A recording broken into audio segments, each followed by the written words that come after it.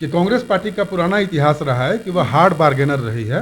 तो महागठबंधन में सीटों के बंटवारे की जब बारी आएगी तब आप देखिएगा और आपको स्पष्ट हो जाएगा कि ये जो वोटर अधिकार यात्रा चली थी उस यात्रा का मूल मकसद तेजस्वी यादव को कट साइज करना था, इसका वोटरों से कोई मतलब नहीं था। जुगलबंदी कैसी लग रही है आपको तेजस्वी और राहुल गांधी की? देखिए, फ्लॉप जुगलबंदी है, राजपुत्रों की जुगलबंदी है। ये दोनों नेता सोने का चम्मच लेकर मुंह में पैदा लिए हैं। ये सब इनके द्वारा फैलाया गया शगुफा है। अभी तक राहुल गांधी तो ये भी बोले कि मिंता देवी का वोट छीन लिया गया, रंजू देवी का वोट छीन लिया गया। क्या हुआ रिजल्ट देखे ना। सत्ता विरोधी रुझान पूरे बिहार में कहीं नहीं है। सारे लोग नीतीश कुमार जी के विकास कार्यों से गदगद हैं। मिंता देवी का टी शर्ट पहन के ये लोग पूरे पार्लियामेंट के बाहर हंगामा किए, कलई खुल गई, हास्य का पात्र बन गए। आपको इस बात की चिंता ही नहीं है कि वोट कटे या वोट जुड़े, केवल आप इसके नाम पर भ्रम फैलाकर, सनसनी फैलाकर और लोगों में आप एक गलत नैरेटिव फैलाना चाह रहे हैं। नमस्कार, लाइव बिहार देख रहे हैं आप, आपके साथ मैं स्नेहा गुप्ता। आज वोटर अधिकार यात्रा का समापन पटना में हो चुका है। ऐतिहासिक गांधी मैदान से इस यात्रा की शुरुआत हुई आज सुबह। उसके बाद अंबेडकर की मूर्ति पर माल्यार्पण किया गया और उसके बाद इसका समापन हो गया।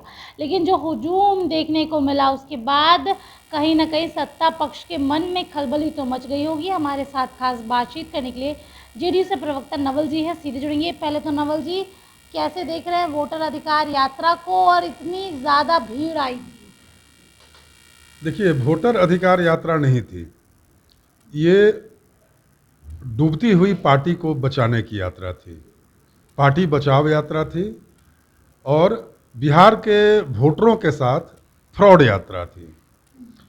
जब भारत में किसी वोटर, चुनाव आयोग बार बार बोल रहा है और यह स्थापित सत्य भी है कि भारत में किसी भी वैध अधिकार का वोटर नहीं छीना जा सकता है।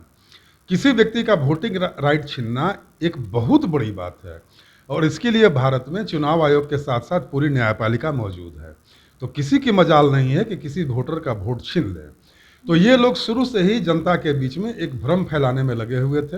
हुआ ये, दरअसल बात ये हुआ कि बिहार में चुनाव होना था, इन लोगों के पास कोई मुद्दा नहीं था। बिहार की जनता का सामना कैसे करेंगे? आखिर अगर आप सरकार के खिलाफ, पूरे बिहार में नीतीश जी के खिलाफ एंटी इस्टेब्लिशमेंट मूव कहीं दिखाई ही नहीं दे रहा है। सत्ता विरोधी रुझान पूरे बिहार में कहीं नहीं है। सारे लोग नीतीश कुमार जी के विकास कार्यों से गदगद हैं। तो भाई, बिहार में कोई ऐसा क्षेत्र नहीं है जहां नीतीश कुमार जी के हैरतअंगेज विकास कार्य नहीं हुए हों। तो जब चुनाव का वक्त है, जो चुनाव में आप जाकर क्या बोलिएगा लोगों के बीच में? इन लोगों के सामने यक्ष प्रश्न यही था कि कांग्रेस और आरजेडी के लोग बिहार की जनता को एड्रेस कैसे करेंगे। अगर वो बोलेंगे कि बिहार में करप्शन है तो बिहार की जनता पूछेगी कि भाई, नीतीश कुमार जी के राज में तो जो भी व्यक्ति करप्ट होगा उसके खिलाफ सरकार कड़ी कार्रवाई करती है। लेकिन विपक्ष तो कह रही है कि आप लोग जिंदा व्यक्ति को भी मार दे रहे हैं। वोटर अधिकार यात्रा का मकसद यही था कि लोगों को जागरूक करें। किस तरीके से आप लोग वोटरों को जो जिंदा है उनको भी आप लोग मार दे रहे हैं? ये सब इनके द्वारा फैलाया गया शगुफा है। अभी तक राहुल गांधी तो ये भी बोले कि मिंता देवी का वोट छीन लिया गया, रंजू देवी का वोट छीन लिया गया। क्या हुआ रिजल्ट देखे ना।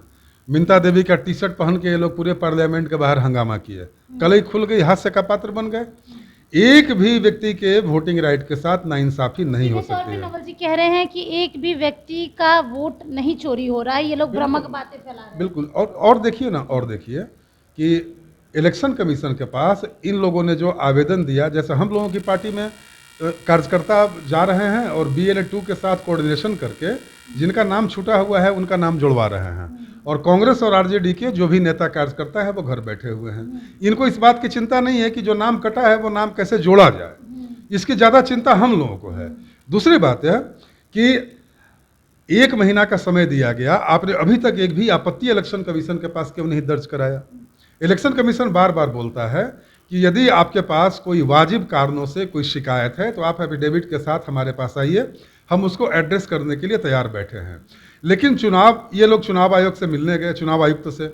चुनाव आयुक्त ने परमिशन दिया कि 30 MP के साथ आइए। ये लोग अड़ गए कि नहीं, हम 300 MP के साथ जाएंगे। तो बताइए, बाराती लेकर आप जाइएगा चुनाव आयोग में? तो है क्या कि इनके पास कोई नैतिक बल है ही नहीं। डर तो नहीं गए हैं? नहीं, हम क्यों डरेंगे? डरे हुए तो वो लोग हैं ना, तभी तो वो लोग एक फेक यात्रा कर रहे हैं, जाली यात्रा कर रहे हैं। और जिस भीड़ की आप बात कर रही हैं, आपको चाहिए था कि उस भीड़ में शामिल कुछ लोगों से जरा आप सवाल पूछती कि आप लोग कहाँ से आए हैं, किन कारणों से आप यहाँ पर आई हैं, क्या आपका वोटर लिस्ट से नाम कटा है? इस तरह के हमारे वादे परिवार के 10 लोगों का नाम कटा है। कई लोग ऐसे मिले जो हमारे कैमरे पे ये कहते हुए नजर आए कि हम जिंदा हैं, हमको मार दिया गया। ये बिल्कुल असंभव है। अगर ऐसी कोई गड़बड़ी हुई भी है तो इसी के लिए तो पूरे महीना का समय दिया गया, पूरा अगस्त का समय क्यों दिया गया था? इसी तरह के दावे और आपत्ति के लिए तो समय दिया गया था कि यदि आपवादिक रूप से कोई गलती हो गई है, त्रुटि हो गई है, तो उन त्रुटियों को सुधार दिया जाए। तो भाई हमारी पार्टी के, बीजेपी के सारे वर्कर लगे हुए हैं और आरजेडी और कांग्रेस के वर्कर सोए हुए हैं। इसका सीधा मतलब ये कि आपको इस बात की चिंता ही नहीं है कि वोट कटे या वोट जुड़े। केवल आप इसके नाम पर भ्रम फैलाकर, सनसनी फैलाकर और लोगों में आप एक गलत नैरेटिव फैलाना चाह रहे ये हैं। जुगलबंदी कैसी लग रही है आपको तेजस्वी और राहुल गांधी की? देखिए, फ्लॉप जुगलबंदी है, राजपुत्रों की जुगलबंदी है। ये दोनों नेता सोने का चम्मच लेकर मुंह में पैदा लिए हैं। इन लोगों को जन सरोकार से कोई मतलब नहीं। जाइए ना जरा तेजस्वी यादव और राहुल गांधी से जरा आप अनाज दिखलाइए और पूछिए कि इस अनाज का नाम क्या है। पूछिए, जरा पहचान करवाइए। ये लोग अगर धान को पहचान देंगे, धान, गेहूं, ज्वार, बाजरा, कोदो, कुटकी, इस तरह के अनाज को अगर ये दोनों राजपुत्र पहचान जाएंगे तो मैं राजनीति से संन्यास ले लूंगा। इन लोगों को आम जनता से, जमीनी हकीकत से क्या मतलब है? एक सवाल आपसे ये भी लूंगी क्योंकि इस यात्रा में हमने देखा कि कांग्रेस का कद कहीं बढ़ गया है। गांधी मैदान में जो पोस्टर्स लगे उसमें आरजेडी कहीं नहीं दिखी, लेकिन कांग्रेस के बड़े बड़े नेता नजर आए। राहुल गांधी, मल्लिकार्जुन खड़गे, यहाँ तक कि तेलंगाना के मुख्यमंत्री, जिन पे आप लोग ये कहते हैं कि उन्होंने बिहारियों को गाली दी, लेकिन कांग्रेस बड़े भाई की भूमिका में नजर आ गया। कहीं ना कहीं ये खटपट का कारण बनेगा सीट शेयरिंग में, आप मानते हैं? बिल्कुल। देखिए, हम ही लोग नहीं कहते हैं, रेवंत रेड्डी के बारे में पूरा देश कहता है कि उन्होंने बिहारी डीएनए को गाली दी थी। अब आपके सवाल का जवाब कि देखिए, इतना तो तय है कि 2025 के चुनाव में महागठबंधन की बुरी पराजय तय है, लेकिन ये कांग्रेस की पूरी रणनीति थी तेजस्वी यादव को सुपरसीड करने की। जिस तरह से राहुल गांधी बिहार में आकर पूरे कार्यक्रम को हाईजैक किए और अग्रिम चेहरा बने रहे पूरे कार्यक्रम में, उससे कहीं ना कहीं तेजस्वी यादव जी की साख को उस गठबंधन के भीतर तेजस्वी की छवि छोटी हुई, तेजस्वी की पार्टी की छवि छोटी हुई। और जाहिर सी बात है कि कांग्रेस पार्टी का पुराना इतिहास रहा है कि वह हार्ड बार्गेनर रही है।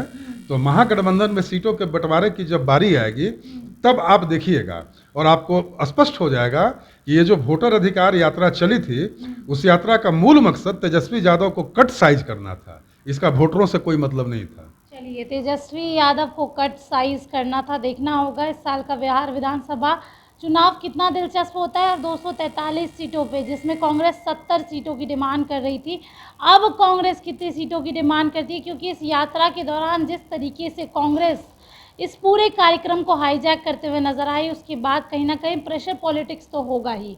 अब बने रहिए हमारे साथ, तब तक के लिए बहुत बहुत शुक्रिया।